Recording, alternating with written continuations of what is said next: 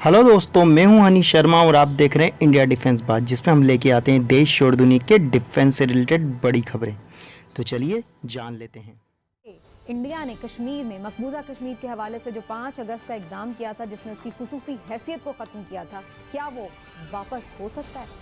मैं पूछना चाहता था, आपको ये ख्वाब किधर से आया था कि ये वापस जा रहा है? मैं तो हैरान हो गया ये सुन के कि ये कैसे वापस जा रहा है। दोस्तों, आपको कल ही खबर दी थी कि जम्मू कश्मीर की सभी पार्टियों के नेताओं को प्रधानमंत्री नरेंद्र मोदी के साथ बैठक करने का बुलावा मिलने के बाद कश्मीर में सियासत गर्मा गई है, जिसमें पूर्व मुख्यमंत्री महबूबा मुफ्ती ने कहा था कि उन्हें पीएम मोदी की बैठक में हिस्सा लेने के लिए फ़ोन आया था। हालांकि इसके लिए औपचारिक आमंत्रण अभी तक नहीं आया है। इसी मुद्दे पर चर्चा करने के लिए महबूबा मुफ्ती रविवार को मीटिंग करने वाली है, जिसमें तय किया जाएगा कि वो मोदी के साथ बातचीत में हिस्सा लेगी या नहीं। दोस्तों, हालांकि खबरों की माने तो प्रधानमंत्री नरेंद्र मोदी 24 जून को केंद्र शासित प्रदेश जम्मू कश्मीर के सभी राजनीतिक दलों के नेताओं के साथ एक बैठक की अध्यक्षता करने वाले हैं। इस मीटिंग में प्रदेश में चुनाव कराने को लेकर चर्चा हो सकती है और इसी बैठक में केंद्रीय गृह मंत्री अमित शाह और अन्य केंद्रीय मंत्री भी मौजूद होंगे। दोस्तों, ये खबरें जब से निकल कर आई है, पूरे पाकिस्तान में गर्मा गर्मी का माहौल है।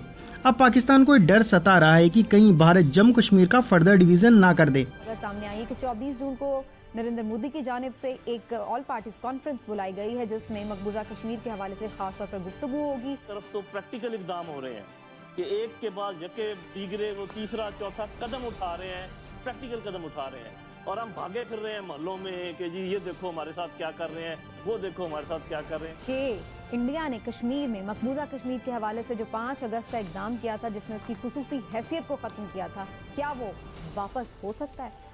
मैं पूछना चाहता था, आपको ये ख्वाब किधर से आया था कि ये वापस जा रहा है? मैं तो हैरान हो गया ये सुन के कि ये कैसे वापस जा रहा है। आप देखिए, दावत किसको दिया है इसने इसको दिया है, वो उमर अब्दुल्ला को दिया है, वो मुफ्ती महबूबा मुफ्ती। उनमें से पानी एक तरफ जा सकता है, वापस नहीं आ सकता। तो इसका बात का कोई इम्कान नहीं है मेरी नजर में कि बीजेपी के अंडर ये जो गवर्नमेंट है मोदी की, ये जो इकदाम कर रही है ये बिल्कुल वापस नहीं लेगी। और ये मैं कहाँ से मैंने ये अंदाजा लगाया है, देखिए ये जो फार्मर्स की तहरीक थी, बहुत बड़ी तहरीक थी, बहुत देर तक चलती रही। कोई भी अगर दुनिया की हुकूमत होती, अमेरिका समेत, तो शायद वो उनकी बात मान जाते, थोड़ा सा बेंड हो जाते। एक रत्ती चेंज नहीं हुआ वो मोदी अपनी जगह से। और जो कुछ उसने कश्मीर में किया है, उसकी वजह से तो उसकी पॉपुलैरिटी इंतहा पसंद हिंदुओं में बड़ी है। आरएसएस ने मजीद उसकी हमायत का इंडिया दिया है, तो वो इसको वापस कैसे करेगा? ये जो होने जा रही है, ये उनको कॉन्फिडेंस में लेके कोई मजीद इक़दाम का ऐलान कर सकता है, ये मेरा अंदाजा है। बाकी जैसे, और मैं एक बात कहता हूँ, पाकिस्तान के रिएक्शन के सिलसिले में पाकिस्तान ने अभी से प्रिएम्प्ट भी किया है, बताया है यूएन को भी कि ये मामला होने जा रहा है। लेकिन मेरी बहन और मेरे भाई जो सुन रहे हैं नाजरीन, एक तरफ तो प्रैक्टिकल इक़दाम हो रहे हैं कि एक के बाद यके दीगरे वो तीसरा चौथा कदम उठा रहे हैं, प्रैक्टिकल कदम उठा रहे हैं। और हम भागे फिर रहे हैं मोहल्लों में कि जी ये देखो हमारे साथ क्या कर रहे हैं, वो देखो हमारे साथ क्या कर रहे हैं। दुनिया ऐसे चलती है, जो लोग ऐसे चलाने की कोशिश करेंगे उनको जल्दी समझ आ जाएगी कि दुनिया फिर असल में कैसे चलती है।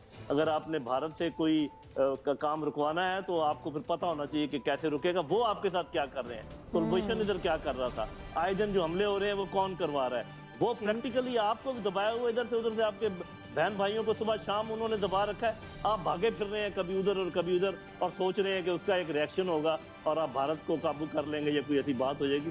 तो ऐसे नहीं होने वाला। ऐसा जो हिलाली साहब, जनरल साहब का मौक़िफ़ था, आप अग्री करेंगे इससे?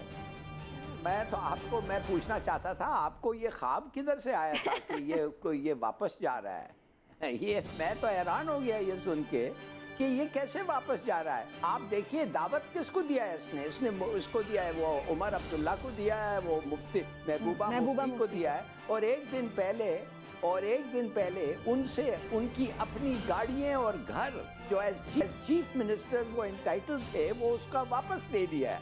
तो आप समझते हैं, और फिर भी इनको दावत दिया है कि आओ अब मैं सुनूंगा तुम्हारा क्या कहना चाहते हो। There is no question of that. दोस्तों, हम बात करते हैं हमारी अगली खबर की। दोस्तों, आपको पता ही होगा, अर्जेंटीना अपनी एयरफोर्स के लिए हल्के और कम बजट के फाइटर प्लेन जल्द से जल्द खरीदना चाहता है। और इसके लिए अर्जेंटीना ने चाइनीज JF-17 थंडर प्लेन को शॉर्टलिस्ट तक कर लिया था। पर दोस्तों इस डील में पेंच JF-17 की कीमत पर आकर जा फंसा। चाइना जिस कीमत पर अर्जेंटीना को JF-17 थंडर प्रोवाइड कराना चाहता था, वो रकम भी अर्जेंटीना के लिए काफ़ी ज़्यादा थी। इसी के चलते खबरें ये निकल कर आई थी कि अर्जेंटीना भारत के लाइट कॉम्पैक्ट एयरक्राफ्ट HAL तेजस को भी खरीद सकता है। पर दोस्तों ऐसा हो पाना लगभग मुश्किल ही है। दोस्तों आपको पता ही होगा कि अर्जेंटीना और ब्रिटिश गवर्नमेंट के बीच काफ़ी ज़्यादा इश्यू होने के कारण ब्रिटेन वो कोई भी चीज़ जिसमें ब्रिटिश कंपोनेंट लगा हो वो किसी भी कीमत पर अर्जेंटीना को नहीं मिलने देगा। वहीं दोस्तों आपको बता दें कि भारत के तेजस जो कि FOC वेरिएंट के हैं, उसमें कम से कम 3 कंपोनेंट ब्रिटिश ओरिजिन के हैं, जिसमें पहला है तेजस की क्वार्ट्ज नोज कोन, जिसको रेडोम भी कर सकते हैं। दोस्तों दूसरा कंपोनेंट की बात करें तो तेजस की air to air refuelling probe, जो कि FOC configuration LCA Tejas fighter plane में है, उसे भी ब्रिटिश ओरिजिन की कंपनी कोबाम सप्लाई करती है। और दोस्तों इतना ही नहीं, जो इंडियन FOC वेरिएंट के तेजस होंगे उसमें जो इजेक्शन सीट होगी वो भी मार्टिन बेकर की है, जो कि एक ब्रिटिश कंपनी है। दोस्तों आपको बता दें कि ब्रिटिश पाबंदियों के कारण ही अर्जेंटीना साउथ कोरिया का FF-15 फाइटर प्लेन भी नहीं खरीद पाया था, क्योंकि उसमें भी 6 कंपोनेंट ब्रिटिश ओरिजिन के हैं। ऐसी स्थिति में तेजस का अर्जेंटीनियन एयरफोर्स में शामिल हो पाना लगभग मुश्किल ही है। दूसरी बात यह भी है कि अभी तेजस का प्रोडक्शन भी काफ़ी धीमा है, जो कि इंडियन एयरफोर्स की ज़रूरतों को ही समय पर पूरा नहीं कर पा रहा है। ऐसे में तेजस का एक्सपोर्ट्स कर पाना काफ़ी ज़्यादा मुश्किल लग रहा है। देखना ये होगा कि आगे जाके इसमें क्या अपडेट निकल कर आती है। दोस्तों बात करते हैं आज की अगली खबर की, जो कि अफगानिस्तान को लेकर आ रही है। दोस्तों अफगानिस्तान से अमेरिका और नाटो सेनाओं की वापसी की समय सीमा और तालिबान के समर्थन से बनती जमीनी स्थिति के बीच खबर निकलकर आ रही है कि भारत की काबुल के प्रति नीति को लेकर संदेह और अनिश्चितता का माहौल बन गया है। इसी बीच तालिबान ने कहा है कि वह अपने पड़ोसी देश भारत और क्षेत्र के अन्य देशों के साथ शांतिपूर्ण तरीके से रहने में विश्वास करता है। तालिबान ने यह भी कहा है कि कोई भी देश अपने पड़ोसियों को नहीं बदल सकता। दोस्तों आपको बता दें कि इंडियन एक्सप्रेस की रिपोर्ट के मुताबिक तालिबान प्रवक्ता सुहेल शाहीन ने भारत और कश्मीर को लेकर पूछे गए सवालों के जवाब में यह बातें कही। सुहेल शाहीन ने कहा, पाकिस्तान उनका पड़ोसी देश है, दोनों देशों के साझा इतिहास और मूल्य हैं।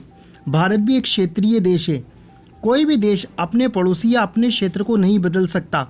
तालिबान को निश्चित रूप से इस वास्तविकता को स्वीकार करना होगा और शांतिपूर्ण सह अस्तित्व के साथ रहना होगा, यही सभी के हित में है।